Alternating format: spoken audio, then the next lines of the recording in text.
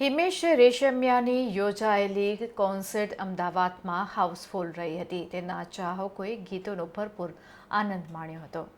Rockstar Himesh Reshammiya, જેને ચાહકો પ્રેમથી લોર્ડ HR કહે છે, હાલ જબરદસ્ત ફોર્મમાં છે. અમદાવાદમાં તેમનો મ્યુઝિકલ શો સંપૂર્ણ સોલ્ડ આઉટ રહ્યો, જ્યાં હજારો ચાહકો તેમના સુપરહિટ ગીતો પર ગાતા અને નાચતા જોવા મળ્યા.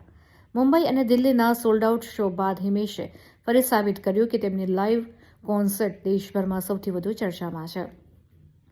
Back to back sold out show અને કેપ ઇન્ડિયા ટૂર સાથે લોર્ડ HR નવી ઊંચાઈએ પહોંચ્યા છે. ખાસ કરીને બેદાસ રવિકુમારની ભારે ચર્ચા ચાલી રહી છે. તેમના ગીતોની લોકપ્રિયતા અને માન્યતા KFC, ક્રોક્સ જેવી મોટી બ્રાન્ડ સાથેના એન્ડોર્સમેન્ટ્સ બતાવે છે કે હિમેશ રેશમિયા આજે આખા દેશમાં છવાયેલા છે.